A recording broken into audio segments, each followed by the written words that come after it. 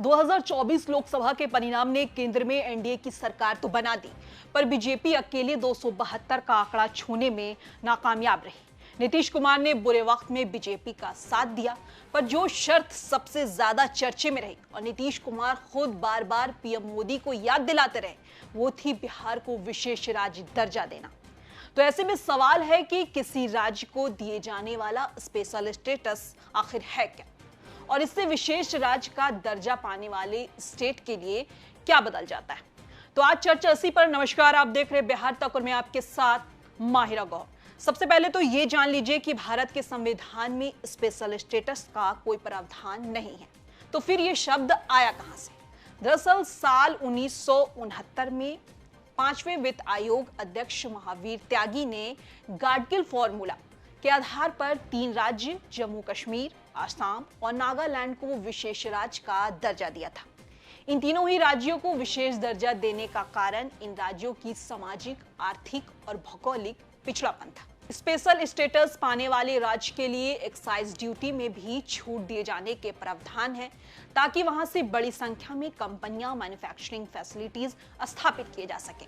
नीतीश कुमार बिहार के लिए कब से मांग रहे हैं विशेष श्रेणी का दर्जा, ये भी जान लीजिए। बिहार की तरफ से विशेष श्रेणी के दर्जे की मांग नई नहीं है। नीतीश कुमार ने 2005 में पहली बार बिहार के मुख्यमंत्री के रूप में शपथ लेते ही इसकी मांग की थी। नीतीश का कहना था कि झारखंड से अलग होने के बाद से बिहार एक पिछड़ा और गरीब राज्य रह गया है। उन्होंने ये मांग पिछले साल नवंबर में भी की थी, जब उन्होंने जाति जनगणना के आंकड़े जारी किए थे। बता दें, राष्ट्रीय विकास परिषद ने राज्यों को विशेष दर्जा देने के लिए कुछ मापदंड बनाए, जिनमें राज्य का संसाधन, व्यक्ति का आय, राज्य की आमदनी के स्रोत, राज्य में जनजातीय आबादी, पहाड़ी और दुर्गम इलाका, अंतर्राष्ट्रीय सीमा के पास स्थिति जैसी कुछ और चीजें भी हैं। जो भी राज्य इस मानक को पूरा करता है उसे यह दर्जा दिया गया है। अब समझ लीजिए विशेष राज्य मिलने के फायदे क्या हैं। जब ये योजना आयोग था तो केंद्र के शक्ल बजट के प्लान्ड एक्सपेंडिचर का लगभग 30% हिस्सा उन राज्यों को दिया जाता था जिनको विशेष श्रेणी के राज्य में रखा गया है। विशेष दर्जा प्राप्त राज्यों को ऋण स्पैगिंग, स्कैमिंग और ऋण राहत योजनाओं का लाभ भी मिलता है। विशेष दर्जा प्राप्त राज्य को एक और छूट थी, वो ये थी कि केंद्र सरकार से मिले पैसे के उपयोग का मतलब कि किसी वित्त वर्ष के लिए आवंटित राशि यानी उस साल पूरी खर्च नहीं कर पाए तो उस वित्त राशि को अगले वर्ष पूरा कर सकते। पर बात अभी की हो रही, तो फिलहाल विशेष राज्य का कॉन्सेप्ट कारगर नहीं है। क्यों? वो इसलिए क्योंकि ईवाई इंडिया के chief policy adviser DK Shrivastava का कहना है कि विशेष श्रेणी का दर्जा एक कॉन्सेप्ट था।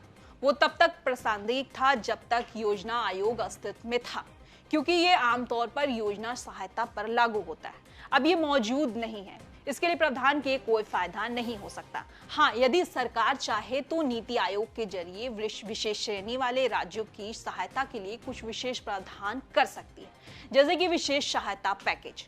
अब विशेष राज्य को लेकर केंद्र क्या फैसला लेगी, ये बीते वक्त के साथ ही पता चल जाएगा। पर कोई फैसला तो जरूर आएगा, क्योंकि इसकी डिमांड करने वाले तीनों राज्य केंद्र सरकार के लिए राजनीतिक रूप से महत्वपूर्ण है। आपको क्या लगता है, बिहार को विशेष राज्य का दर्जा क्यों मिलना चाहिए?